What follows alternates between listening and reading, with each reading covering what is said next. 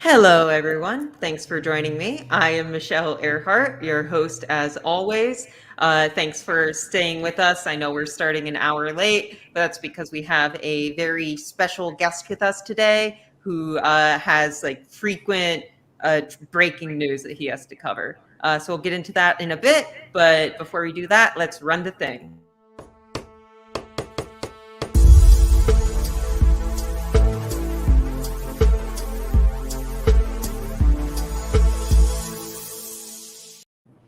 So hello again, everyone. Welcome to the Tom's Hardware Show. I am your host, as always, Michelle Earhart, coming back to you with another edition. We have one every Thursday, usually at 3 p.m., but today we're starting at 4 p.m.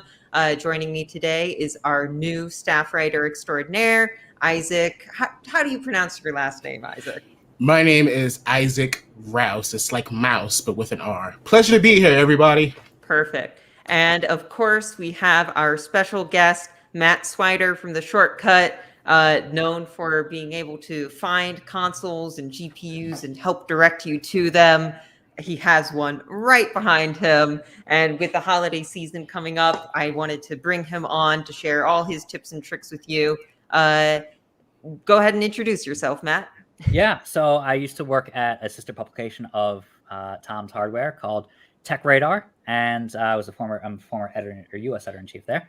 And yeah, I started The Shortcut, and I have this massive Twitter following that you can see behind me count up as we go along, or maybe count down because a lot of people just got a PS5 because I just had a breaking news thing where Walmart had the PS5 in stock, and I kind of walk people through it on YouTube.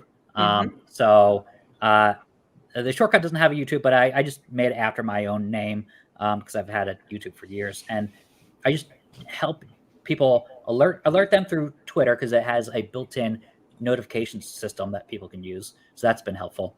And then walk them through it through YouTube because step by step, it's kind of difficult to cart these consoles and kind of crowdsourcing the information of, oh, I'm down to 17 minutes on the restock timer because they put you in a little queue. That helps to know if it's really sold out or not. So just crowdsourcing that information is really good with 4,000 other people concurrently. So eventually I usually have about 40,000 watchers over the course of those, that hour, that 60 minutes that a restock happens at Walmart. So it's been a really great experience just to help so many people out. And it's been rewarding. And, it allowed me to kind of depart what I love doing at Tech Radar and do my own Substack newsletter with The Shortcut. And I don't have many consoles, but I started to get some in just to test out, how each retailer is doing things. So I got one from each retailer, and I'm giving them away on Monday. So, nice. Yeah, Where can people see that giveaway? Yeah, so it's a pinned profile tweet or pinned tweet on my profile, Matt Swider, MattsSwider. You can see the name right there. And you go there on Twitter, and you can enter. There's 6 consoles that I'm giving away: a PS5 disc, Xbox Series X, and Nintendo Switch OLED ×2. For all of those, one is can be won by U.S. military vets or their families, and the other one is open to everybody to win. So I'm trying to do some good there because a lot of people can't wait in line. I waited 24 hours for the Xbox Series X Halo Edition. Man. It's very hard to get. I waited 24 hours, and there were people who cut in line, and they call what they did blending in line, and they blended into blending. That's a new term. It was fascinating because one guy came up to me. He's like, "Hey, this is what's going to happen. These guys are going to jump in the line, and they're going to do this thing called blending, where they had one guy get into line at like midnight with us and asked us a bunch of questions because I was one of the first 3 people in line. Me and another buddy were 2 and 3, and he this guy came up with his bike and he was like asking us questions. He's like, "Oh, I'm gonna hop in line." Yeah, like, yeah, you should. He's like asking us, making himself known, and he put his chair there, maybe some other chairs. Now that I think of it, right? And I don't know what happened to him, but he came back and people were arguing with him. "Hey, you weren't here," and he was like, "Yes, I was here." And some people vouched for him because they saw him, but then there was his friends that were there that were never there. They were suddenly there 1 hour before, And so that's what they call blending. It's an amazing, fascinating thing I'm going to write up for the shortcut, but I kind of want to put that information out there as soon as possible to people, because they swell the middle of the line because they have 84 consoles at Best Buy, or they had them, and they went very quickly when they opened up at 7:30. But they swell the middle of the line because no one's going to argue, because no one wants a confrontation, no one wants to get like violence to happen. So all those people who are in their vicinity of 20 number 20, if they added 25 people to the line, all the people who could see what was happening are still going to get a console. So they'd rather not there to not be a confrontation, and they're still going to get a console. So it was the people who arrived at 3:30 a.m. in the back who got who missed out on the console because of that. I find it so fascinating that these really dirty tactics have like verbiage and like its own nomenclature now that is like mainstream. Yeah, the talk of violence is what scares me, especially with Black Friday coming up. I don't know if we're going to see like console sales on Black Friday, but Black Friday has a notorious history of violence as well. I was actually a little scared. Matt, thanks to one of your tweets a few weeks ago, I actually went out and got a PS5, Very a nice. GameStop restock. Nice.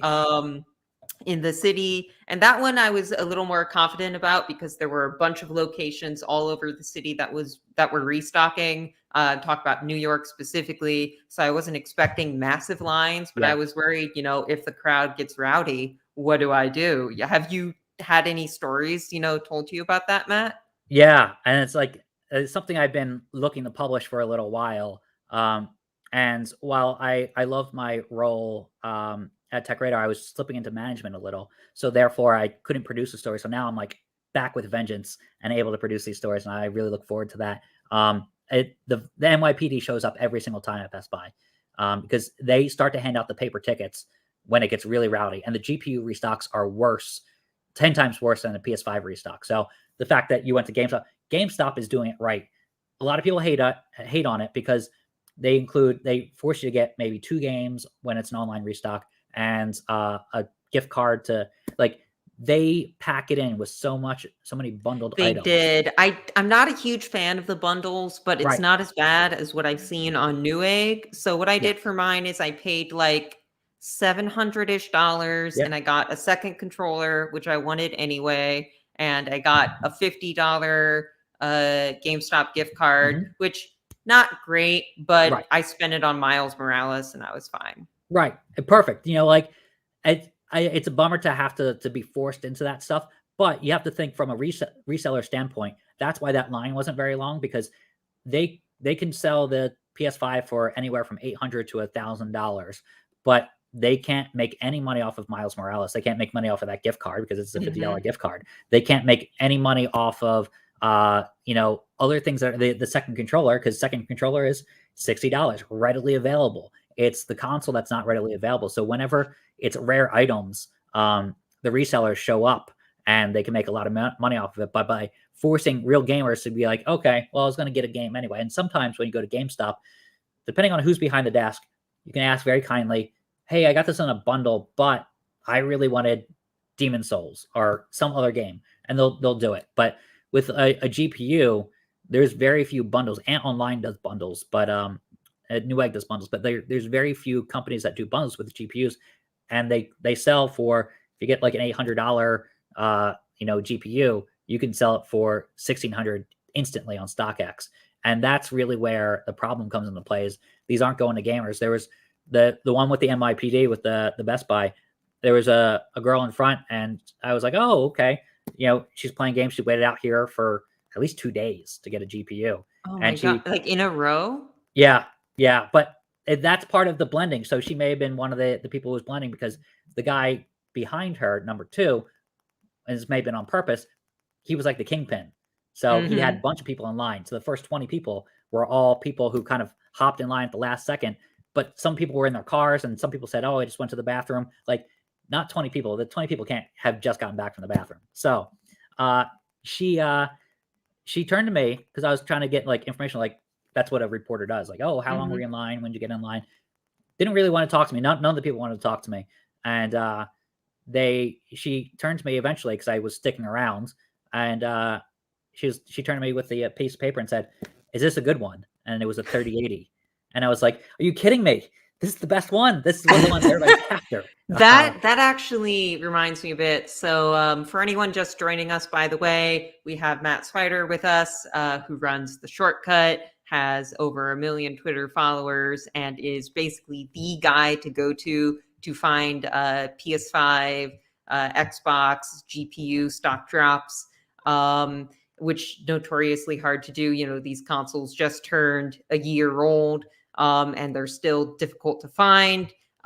Please feel free, drop your comments in the box below, and we're happy to take questions throughout the show. But Matt, when you were telling us about this person who just showed up to get a GPU and didn't even know what it was, it reminds me when I was getting my PS5, we had someone show up at the back of the line, start waiting for a bit, didn't have a ticket, asked us, what are they selling?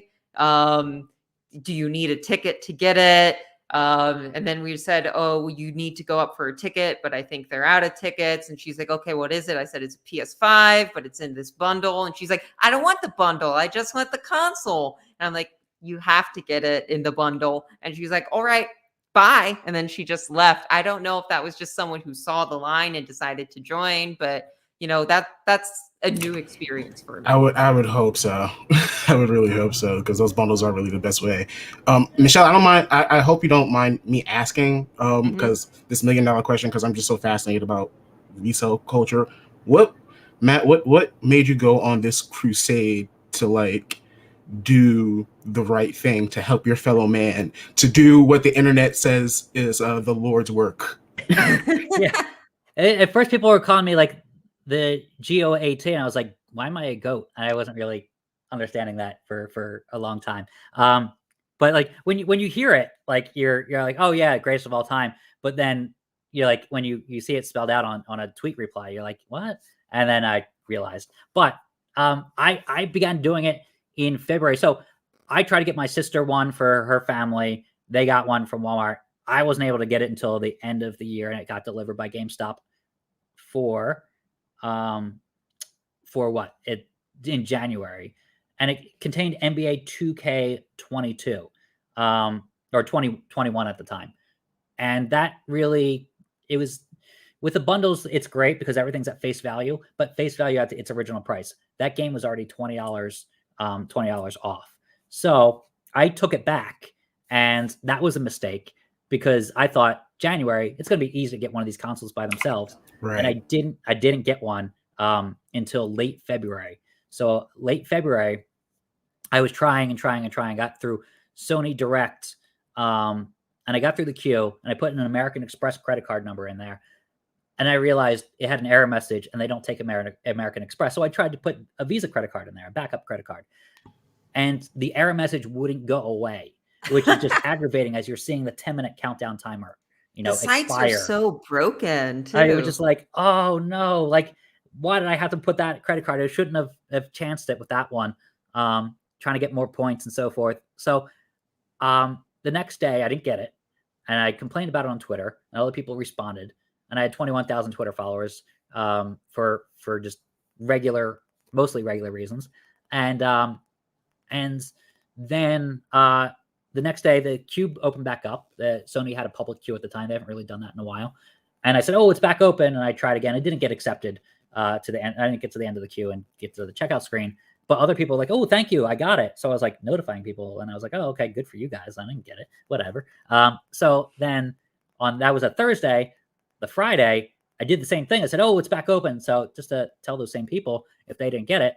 And all of a sudden I got 100 Twitter followers, then 1,000 Twitter followers. And I was like, oh, I should keep doing this. And then, so it all began with my own frustration of not getting a console. And then the next week I got it from GameStop, and it was a much better bundle. So I'm kind of glad I waited for that and didn't overpay by $20 for NBA 2K20 or 21. So I was very happy about that. And I got used to knowing, I got to know all the tricks. When I took back NBA 2K21 and the console, I took back the entire thing. But the guy did say, I'll give you store credit for the console, but I don't really shop at GameStop too much. So therefore, like I didn't really have a need for it. So the fact that I thought I could get the console on its own, I was like, nah, it's not really worth it for me.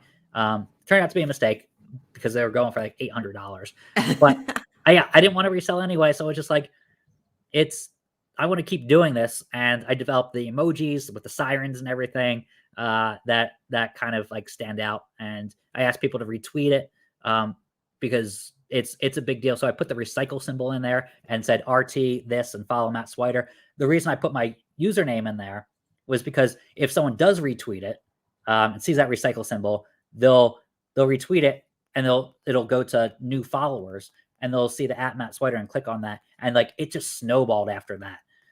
So it all began a big strategy. And the reason I'm doing the, I don't ever resell to people because there's a lot of scams out there, which is just even worse than the resellers. Yeah, you have it right in your profile. I will never sell you a console. And people don't read. It's broken my faith in humanity a little bit. But I've seen before you started doing this, a lot of people you'd see it trending every week, like PS5, like I'm giving away X console or I'm selling Y console, and it's never true. It's never true. And it's too I DM probably 1,000 people, and I'd say 50% of that is warding people off of these scams. And I have to be mean a little bit because they don't listen to me. Sometimes if I'm not mean, they will still go through with it.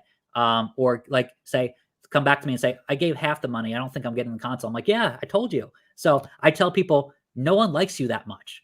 No one likes you that much to give you a console for $550 when it's going for $800 to $1,000. Like, no, like they don't know you. You're not that likable. Right. So, that kind of resonates with them. Be like, oh yeah, I didn't think about that, because sales tax, if the magic number they put out there is $550 with all these scams, because it seems like, okay, they're making $50 profit, but it's not too much for me. I'm going to take that. It's not like $700, but you got to think sales tax and shipping to that person, because it's always free shipping, which is just, a lie.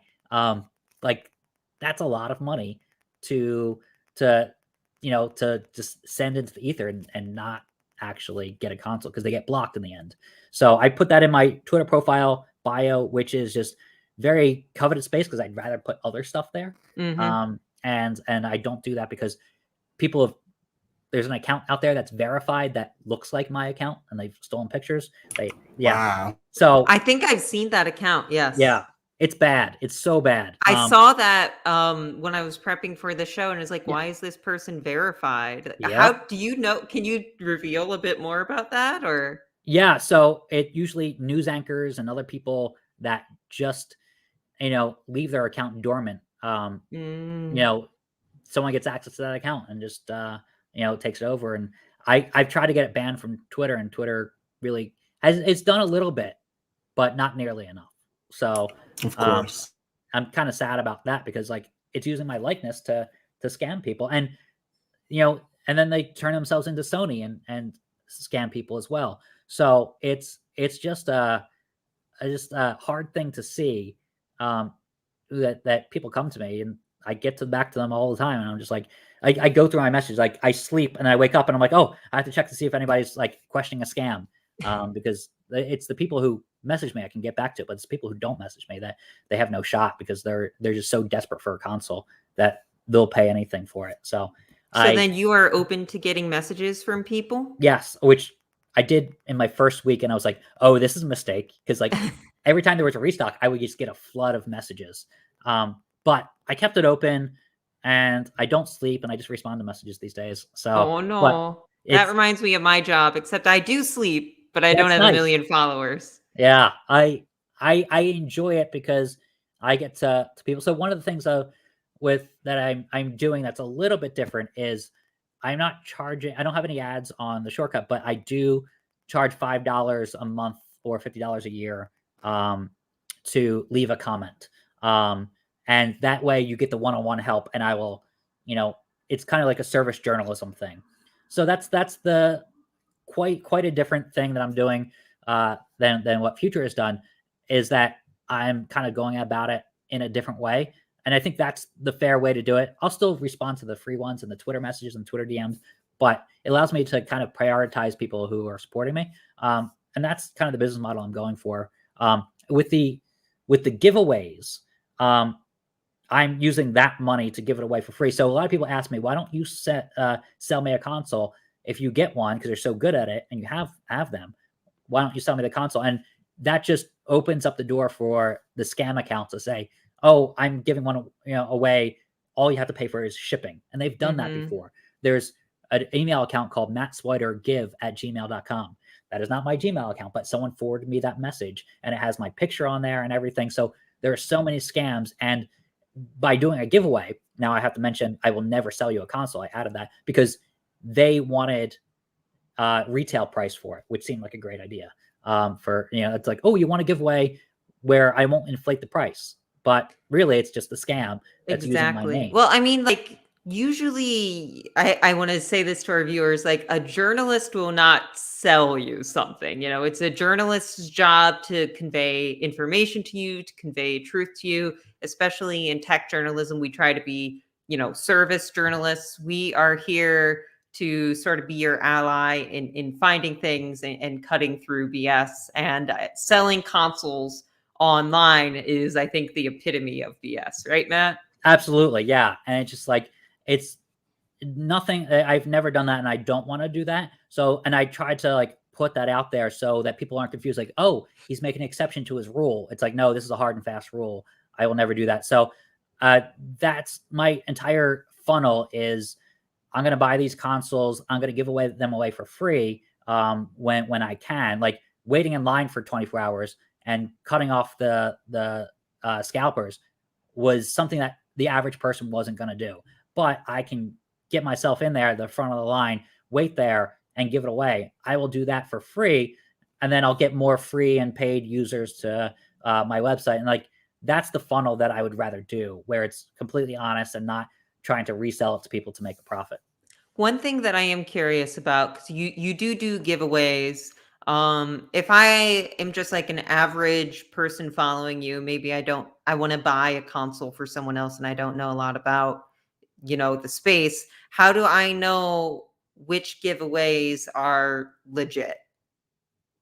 Yeah. So you'll never know for sure for a lot of these, but it's really difficult because there's a lot of people who do giveaways or say they do giveaways and just never actually have the console, or they have one and they keep doing it.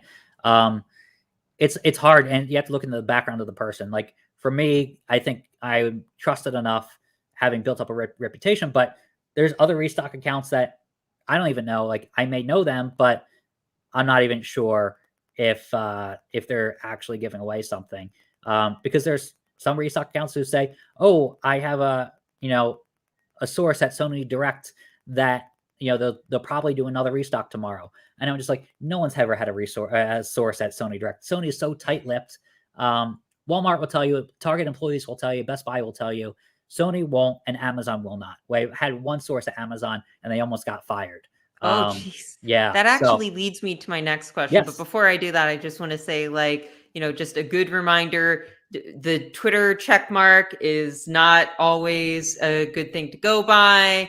A picture isn't a good thing to go by. A Gmail seeming kind of right at first glance isn't a good thing to go by. Before you give anyone any personal information, and especially any money, you always want to make sure that you do your research ahead of time and know the details behind the specific account that you're replying to. In general, I would say, favor caution, even as these consoles, require you to act quickly. We are living in the age of scamming, and scamming is quite easy these days. Yes. And it's very profitable. Otherwise, they wouldn't be doing it. So they're making a lot of money off of hacking accounts and taking them over and saying, "Oh, I have a PS5 in stock." What they do is they write your name on the console, write it on a piece of paper, put it next to the console, and you think they have all these vouchers. They're all fake vouchers, but they have all these vouchers on their Twitter profile, and they have my name on a console, and they're sending me a video of it, not just a picture, a video. And like, yeah, this is your console, man. Just send me $550. And then, you think that you're getting a console that has your name on it, but you'll get blocked about, a week later after it doesn't arrive, and you question, "Hey, this didn't arrive." You'll get blocked, and you'll have no console, and they'll just throw away that piece of paper, write it down, write a new name on there, and scam the next person. Uh-oh, Michelle, I think your sound kind of went off. Oh, apologies for that. The fun of doing this over live stream. But yeah, all you need is one console to pull off this sort of scam. But Matt, you were talking about your sources earlier, and I'm not going to ask you too much how the sausage is made, but I have a hard time finding these consoles. I mostly go to you for that. How are you able to be the guy for this? What's your secret? Yeah, so I think it's rather than doing what some other publications are trying to copy the playbook that I've established, what they're trying to do is create like a deals or restock account. I don't think that necessarily works in the same vein of a person trying to help you out in a very, very personal way. And by doing that, Target employees would see me, see my picture, see what I'm doing, and be like, oh, I trust this guy. It's not a logo or a corporation. It's just a person trying to help them out. So Target employees would tip me off, and then therefore I would get an exclusive about when the next restock is. Same thing with like Amazon and Walmart. Walmart is actually pretty good at conveying when consoles will be in stock. GameStop is the same. They're very transparent, but you have to dig in with Best Buy and Target and so forth. So I think it's the personality that helps. If my example is, if Target was suddenly you went to Target and they had some PS5s on shelves, which actually they don't, you have to secure it online, but say they did, and they started giving out PS5s, you saw them and you're like, oh, I'll take one. You went to checkout. You would love Target for a little while. You'd be like, oh, Target, that's fantastic. They got me a PS5. But if there was a guy named Brad who was in the back room and you saw him give out PS5s to, a couple people, and you're like, you have a PS5 for me? And he's like, yeah, I'm going to give you one. And you get it and you get to check out with it. You would love Brad forever. Like that guy you would see him at a restaurant a year later. Like, this guy got me the PS5. I still play it to this day. That's more meaningful, that face, rather than, like a logo. And that's where I feel like I connected with a lot of people, is like, I'm shifting my life in this time to help people day in and day out. And I'm okay with that because we're during a pandemic and I can't go, out too much anyway. So from February to now, there's a golden opportunity for me to introduce people to a new publication that I, am trying out and just build this following. Like, never before is that something that's possible in if I can do this, if I want to do my own publication 2-3 years down the road. Yeah, that's going to be a lot tougher than it is to do it right now. So I was like, as much as I love my job, I'm not I feel like the opportunity was now to try something new and take advantage of this opportunity to be in front of people and help them out. Great, thank you. I definitely have a few more questions for you, and I definitely want to ask you about what's coming with the shortcut in the future. But we also do have a viewer question, and I want to start dipping into those. So we have a question from Larry Mattern, who says, "You have any tips for getting a GPU from Best Buy online? Their system is garbage," and I can attest to that. I frequently go on their page and I'll click the thing and they'll say, "You're in line," and then it just never refreshes, and I refuse to pay reseller prices. Yeah, I am in that same boat. And I also think it's pretty much garbage, and I always wait in line. Today they had one. I didn't even tweet that one out. I usually tweet these out, but I knew that the bots were waiting for it. And they claim as many as 500 of these GPUs with one bot group, with one person. And they have multiple people in the group. That is something that I'm trying to find the perfect moment to do more GPU restock alerts. And I will keep doing them. Today was a fluke in which I was like, there's no chance, because the problem was everybody was already on the Best Buy website for PS5 because they did a PS5 restock early this morning. And then they did an Xbox one, and then they did GPUs. I was like, there's no chance that any of my followers are going to get this, because there's already so many people on there, especially the bots, that are trained on Best Buy right now, that it's of little opportunity for my followers. So in terms of tips, Best Buy is the perfect one. Newegg does have the Newegg Shuffle, which is a lottery, which is bundled with a lot of stuff. I've seen people try 30 times and they get the GPU that they want. I've seen people try it for 70 plus times and they still haven't gotten it. So it's definitely a lottery, but it's worth trying. Yeah, I Like, have tried a few times. I've never gotten in. We have a writer here, editor Jared Walton, who's tried like maybe 10 times and has gotten in 2 or 3 times. And I have my PS5 now, and I don't have enough other components to build a whole PC around a new GPU if I got one, but I am madly jealous of him.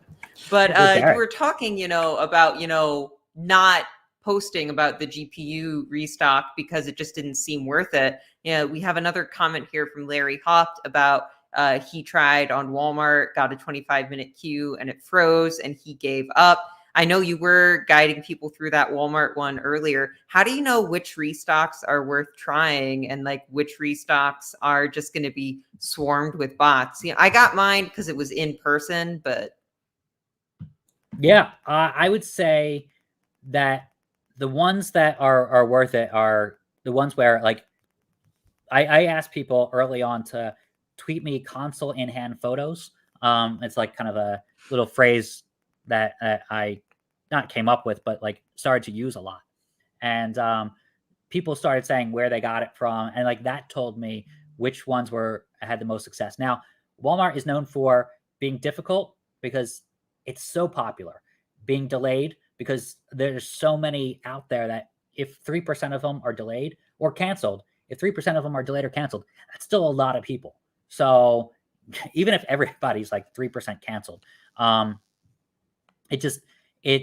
it becomes such, like, they have more inventory than Best Buy or anybody. Best Buy has the second biggest inventory, but they have such large amounts of consoles that it seems like a lot are being canceled or delayed. And it's so popular. It's like the number one store out there in terms of both physical and online. That one seems like a bad bet, but in actuality, it's good. And what the retailers are trying, which I kind of applaud, is they're putting up a barrier to entry of $13 for Walmart Plus. Now, Walmart Plus it's like you have to pay a little bit of money, and people hate that. But imagine being a reseller or a bot who creates multiple accounts. They're not going to pay $13 for every account, or at least it's going to slow them down and kind of defund them a little bit. Versus if it's free to do that, they're going to have a much easier time to get everything. So I saw a little more success today than I sometimes do when there's no Walmart Plus restriction on consoles. And I think that's kind of a good thing. That's a path we're headed, because these retailers don't make a lot of money or any money off of console purchases. They make money off of like clothes and other stuff like that. So the fact that they're making $13 is a good thing.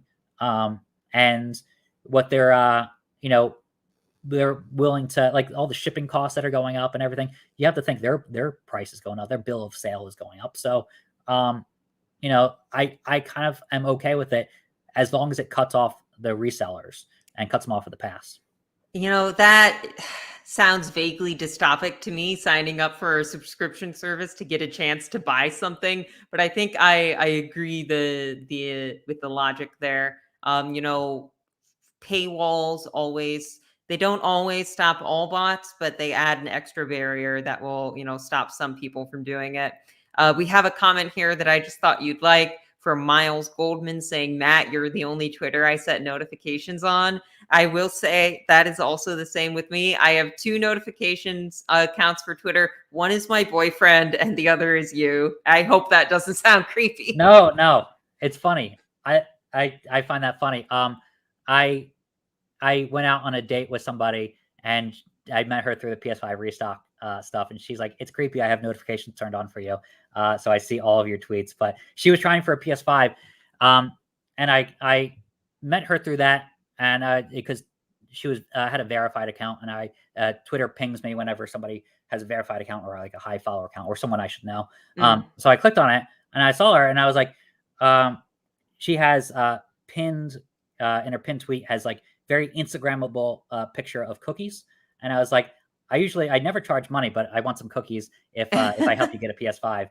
And that was a funny line. It broke the ice, but she was really bad getting a PS5, so it took me months to get cookies. So Gotcha. I was like, can I get a cookie advance? This is like, we're not hanging out. So anyways, that's funny. Like the amount of people who have notifications on, I think it's over 100,000.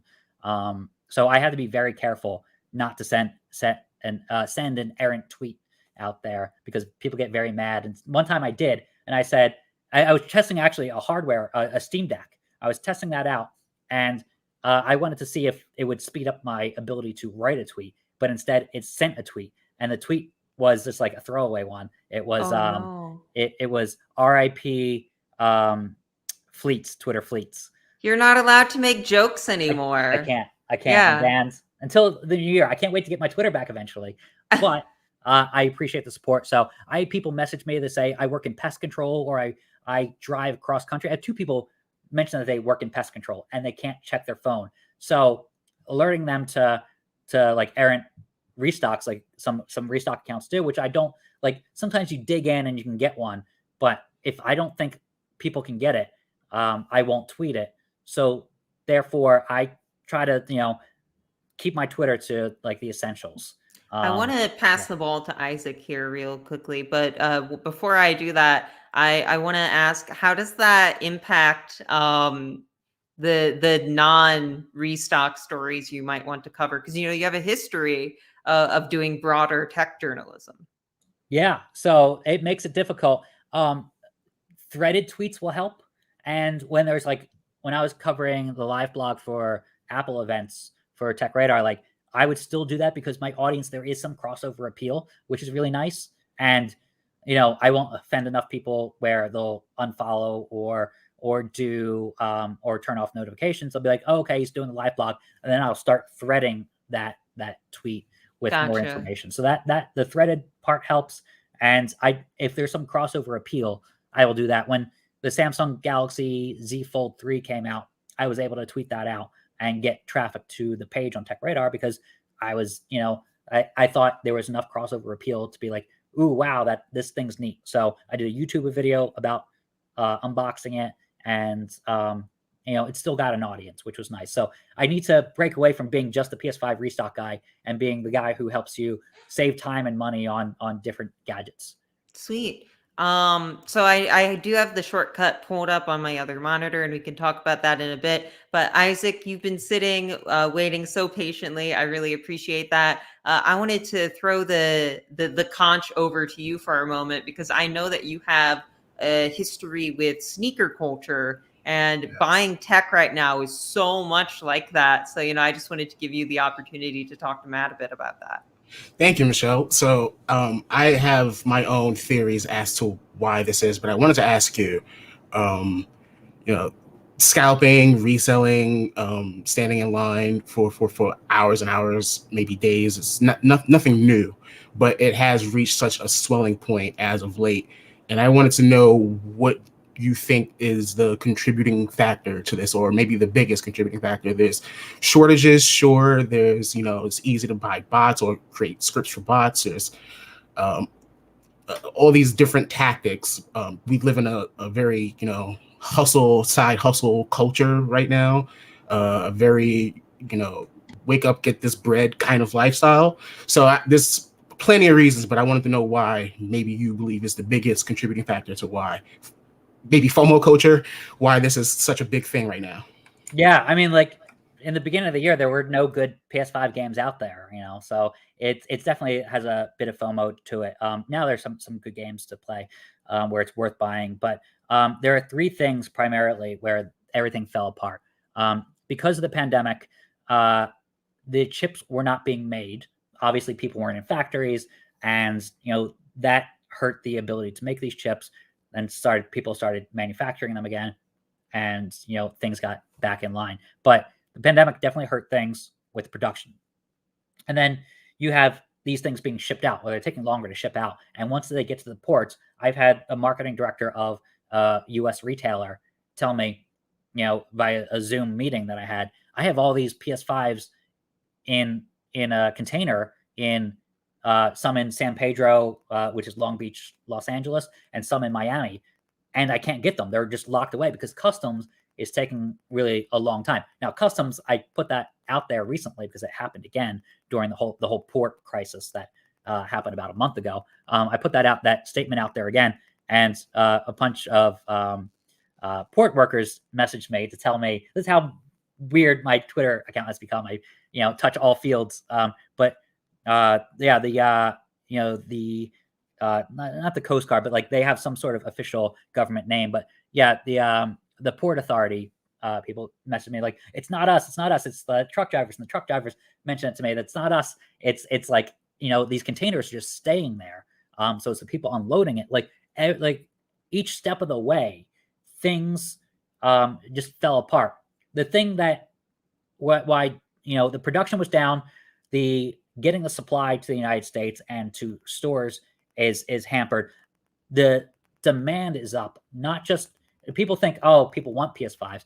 It's the secret thing. The key thing is every Tom, Dick, and Harry who was in accounting, or every single just average accounting person that was part of a business that is stuck at home, can't use their desktop computer. All those desktop computers were sitting there and they're in storage, or they're sitting in the office if that office is still open, or still like our office at Future kind of the lease expires. So that stuff is in storage. But you have to think, all of a sudden those people needed laptops, and the basic materials, the silicon that is in that is shared. It's the same base material as what's in a PS5. It may not be the same graphics card or CPU, but all those components have semiconductors, and that's why we're seeing a shortage of cars, because they have at least USB ports, if not CPUs in there that are all fancy. So that's where people don't realize how much demand skyrocketed for the base elements of what's in a PS5,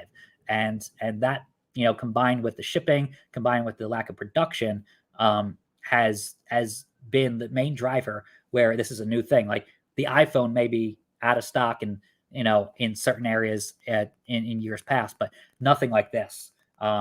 Sneaker culture is kind of like inflated demand, where they you assume they do it on purpose. Sony doesn't make any money off of the consoles, or they barely make any money. So their money is made through games, and you have to think they want to stop producing games for a PS5 and go to the new PlayStation 5 or PlayStation 4, go to the new PlayStation 5 system, but they can't, because the hardware is not selling, and they're selling fewer games because of that. Even if they're selling, just a boat ton of PS5s, so there's still more demand out there that they can't meet. That's a great differentiation. I think towards the beginning, the FOMO was also hitting me a bit, just like the sheer, not just with the PS5, but with the GPUs. Yes. I was like, I am not in the position to build a new computer right now, but I do have the page open and I can buy one. Should I just buy it because I won't get the opportunity to? Yeah. But you do bring up a lot of good points about how this is different from sneaker culture, and that the hype is not necessarily manufactured. And unless you're Nintendo, maybe the supply is not restricted. We actually have a couple of viewer comments talking about things related to the pandemic. I know you brought up pandemic stuff a lot. So we have this one from Ruru2M saying, people are home. They need more entertainment at home because they can't go out for entertainment. We have another one from Larry Mattern. I hope I'm saying that correctly. Asks why some stores still aren't selling in store. I was able to get mine because of in-store stuff. But, we have vaccines out. I'm not a health scientist. I'm not saying the pandemic is going to end anytime soon. But, how much of this is unique to the pandemic beyond just like the semiconductor shortage? And, how do people cope with that? Why do some stores still only do online, et cetera? Yeah, I think there was a tremendous scare and a tremendous sense of liability if people went to a Target store. So that's why I've always emphasized that Target does in-store pickups, but you have to secure it online first. And people always ask me, okay, so I can go to the store. I'm like, no, again, you're not reading.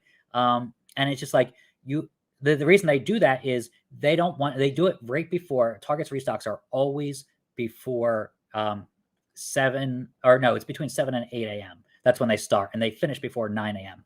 That's because some of their stores open at 9 on the East Coast. and that means it could start as early as 4 o'clock in the morning in the West Coast.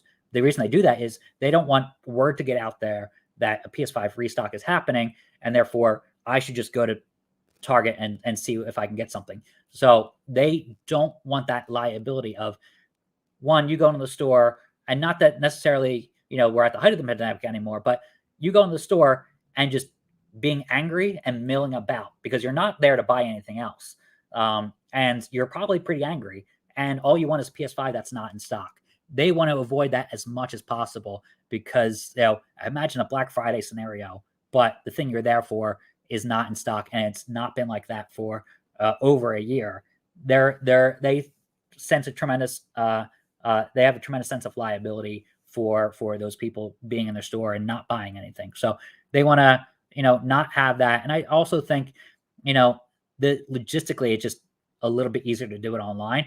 And someone mentioned in the comments I saw about there was another comment about waiting in line, and it's like the people who are going to wait in line are going to show up in line, and there's just a different set of people. It's geeky people who deploy these bots and buy them online. It's a bunch of people who don't necessarily have steady work that want to sit in line for 48 hours, and I don't blame them. Like, I get that hustle more than the geeky bot stuff, but like, that's who's going to show up in line and cause problems. Now, in some suburban places, that wasn't a problem. There were people who weren't in the city who who had an easy time checking out with a PS5 or a GPU, and they messaged me like, "Oh yeah, it was fine for us." And I'm looking at the NYPD, hassling people who by they have to, because they're getting swarmed with people trying to rip tickets out of their hands. Like,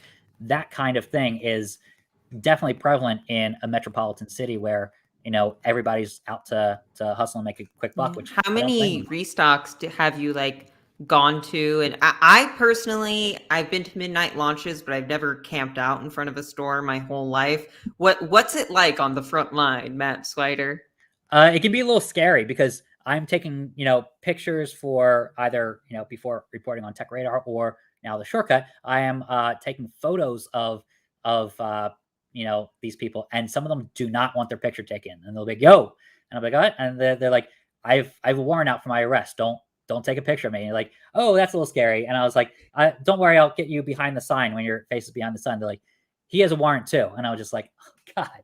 So that is a little scary and a little intimidating, but it's part of my job to do that stuff. So I've been probably, I would estimate, 7 restocks in person. And I enjoyed every second of it just because it's fascinating to watch what culture develops there. And the only one I've participated in was where I was a part of it was the Halo restock. And also I went to one I flew to Boston to get one for the girl I was dating. I'm dating. So therefore, we went to Boston to cover it in person, and I took a picture of myself and on the airplane, in the seat. It was my first airplane ride in over like a year and a half. But that was fascinating. But I was like, this is worth it. It was a cheap flight, and I got there, and I got to the store that I was going to go to the next day because it was a morning restock. I went there at night before they closed, and they were still open. And the guy was like, "Yeah, some guys apparently my manager told me some guys flying in from Ireland or something. I don't know." And I was like, "You mean New York City?" He's like, "Yeah, I'm not sure," but I'm like, "It's probably referring to me," because the manager probably looked at it. And I met the manager the next day, and it was like she was thanking me about being there and trying to drive the right people to that audience, but to that store. But the thing is, the restocks in person are worth it until the wrong people show up who are just trying to profit from it. Side note about the Boston restock that I went to. I flew there, and I haven't driven in 3 years since I did a Tech Radar road trip from New York City to Vegas. Being in New York City, I gave up my car and everything. But I had to rent a car to go back to New York City. That was like a 5-hour drive in when all was said and done. And I did that because this is on another tech note. I bought can't show you right now because it's very heavy and running this entire 6-screen operation. I have 6 screens to monitor everything, like the guy at the New York Stock Exchange when I go down there to do an interview. I have 6 screens, and I bought a Mac Pro Tower 2019.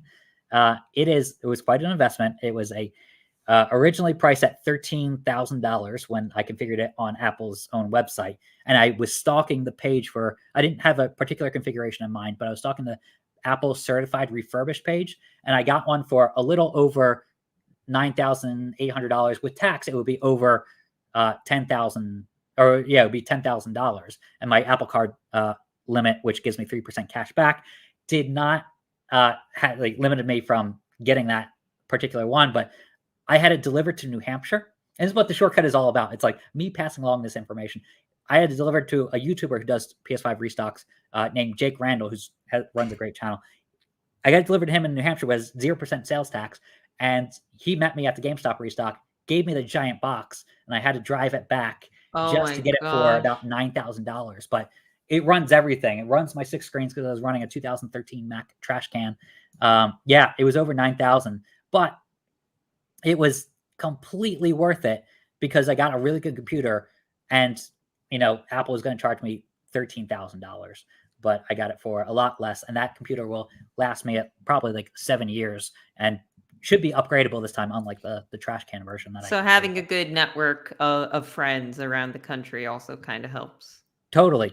Like, I would have had to pay $750 in New York sales tax otherwise, but New Hampshire and Delaware are the two that are close by without sales tax. And I was like, okay, I can get this on my credit card and still get the 3% cash back without having to use a different credit card where I have not that strict of a limit, because the Apple Card is kind of new for a lot of people. And yeah, it's all those kind of hacks, the good kind of hacks that I kind of want to like pass on to people. And that's how I was able to make that trip worth it. I was like, all right, renting a car, $300. Plane was actually cheaper. And then a hotel, I was able to make that worth it because I was, meeting a friend, Jake, and I was able to get a discount, extreme discount on a computer I've been eyeing for over a year, and also cover the story for Tech Radar. And I was like, I can make this work. I can put this, and have peace of mind in that I'm getting enough done. Awesome. So I want to ask you about those hacks, especially because we're running up on time, but we do have a viewer question here saying, is there a chance that this shortage will be the new normal for the foreseeable future? Is chip production ever going to catch up? And that's something that I've personally been nervous about, 2 years into this job. I started in the middle of the pandemic and I worry. Yeah. I think it's going to people were like, oh, it's not going to be as bad in a couple months. And I'm like, there's going to be some, they're going to alleviate some of the pressure during the summer, which they did. It was easier to get a PS5 during the summer. But then all of a sudden I was like, there's going to be this October deadline. And since April, I've been touting this article on Tech Radar and, kind of publishing it every once in a while, that, beware of the October deadline. And I was right in that all these parents started to join and demand started to go way up, even though some of the pressure was alleviated by people getting their console or their GPU. It's all of a sudden there's this sleeping giant of parents saying, oh, Timmy wants a PS5 for Christmas. We might as well get it. And starting in October, all of a sudden it's gotten a little chaotic. And, I kind of been predicting that since April. It happened. And a lot of people think, oh, okay, in the new year, it'll get easier. I don't know if it will right away. I know it will in some respects down the line after March, but it's still going to be difficult to get because pressure will be down a little bit, but demands the production won't be up. And we saw Sony say they're cutting their production in half for going forward for this foreseeable future. Man, Timmy is spoiled. But Isaac, we were talking about over 9,000 earlier. I know that you and I are both DBZ fans. Before I move on to showing off the shortcut, because I do have it pulled off over here, do you have any last questions you want to ask Matt? Well, I don't know if I have too many questions as much as I would like to say you now have another dedicated follower underneath your millions of followers. You are a hero. I think people who are out there offering a service because it's so easy to just swindle people on the internet nowadays. So to see somebody come with good faith offering a service is very heartwarming to me, and very heroic in this day and age. And so I thank you very much. I was able to get a GPU. I have a 3070 in here thanks to a unofficial Discord for Micro Center, and it helped immensely. So I just champion other people who take this initiative during this apocalyptic moment we're going through with demand and supply.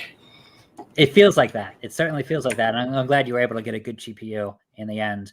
Everybody wants that 3080, and it's so hard to get that. The 3070 has been kind of keeping people happy with getting a modern day GPU. I still have a 1080. So same. Yeah. I'm streaming on a computer with a 1080 in it right now. A great one. So this is my first time actually being able to experience ray tracing on something other than a laptop I'm testing. Right. I prefer the higher FPS, but it's nice.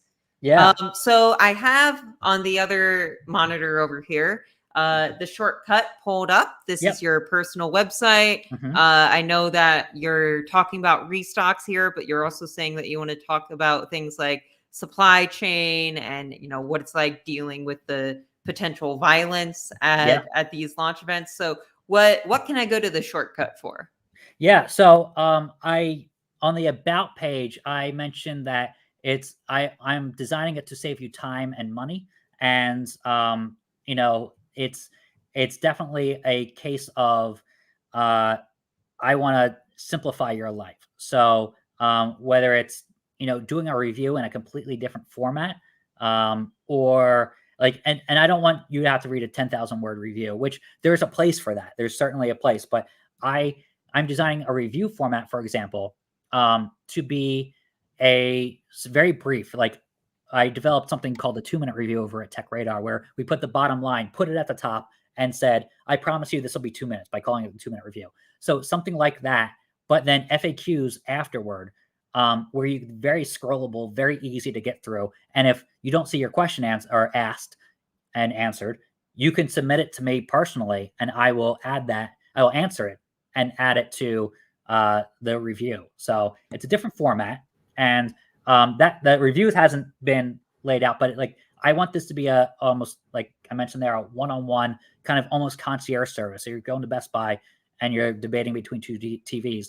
I want you to message me, and paid members will be able to do that. It's like $5, but I have alerts in case someone leaves a comment on any of my articles, and I will be able to respond to it pretty quickly. Kind of like I'm doing that already, but I'm doing it for free.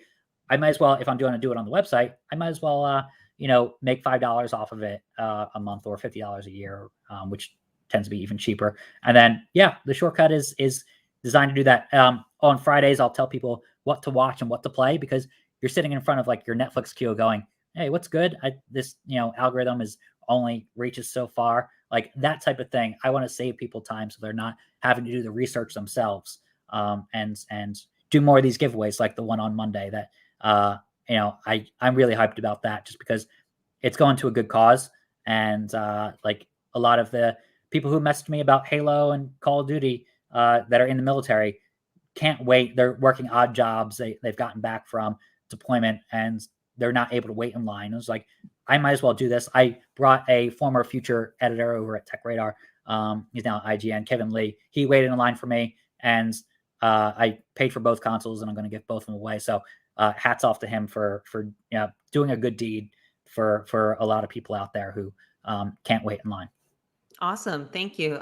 So you mentioned the sort of concierge service, but you also have free articles up on the shortcut for people to read. Mm-hmm. So what do I get when I subscribe to the shortcut? So you'll get more analysis in the article. So some of the articles for the PS5 restock, for example, are the first parts there. If you want the deep analysis of predictions and stuff like that, that'll be tied into the subscription. But if you want to know when was the last restock and which stores have a restock, that all the top line news and the store links will be free. And the top line news has the latest information in there. But if you want here's strategy, the strategy part of it will be paid, and the comments will be paid.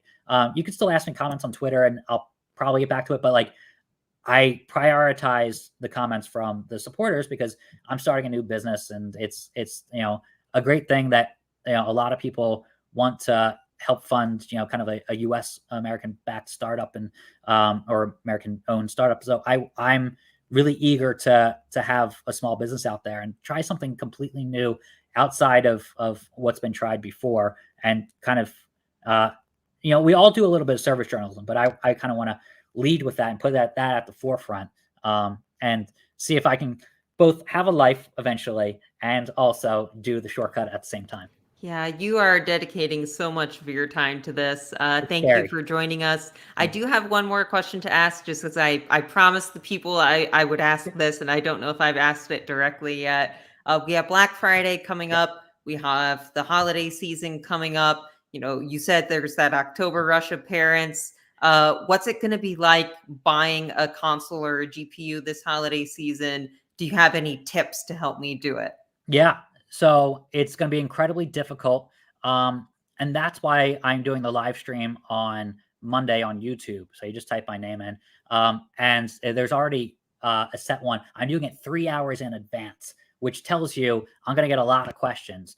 And by a reminder people can set up, but getting it is going to be difficult. And like I mentioned earlier, crowdsourcing the information of what people are experiencing is the most helpful thing, because I see the most success in YouTube. So getting it is going to be very difficult, but because retailers are changing up their website design, it's actually a beneficial thing to weed out all the bots, because the bots learn, or the people who program the bots learn that what to do and how to check out and how to automate the system with an automator.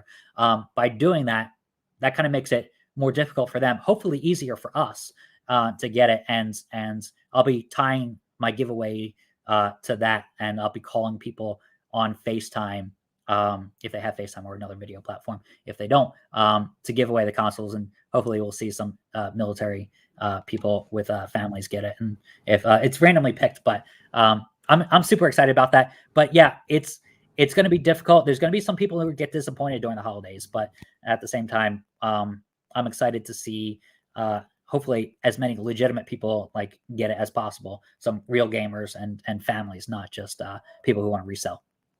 Awesome. Well, thank you for joining us, Matt. Thank you for dedicating that time to us. People can go ahead and follow you at Matt Swider, which is behind you right there. And of course, you have your website, The Shortcut, up there. You also have your YouTube, Matt Swider, as well. As for Tom's Hardware, we are going to be off next week because that is Thanksgiving. But join us the week after that Thursday, for another episode of the Tom's Hardware Show. Until then, have a lovely time with your families if you celebrate, and we'll see you soon. Bye, everyone.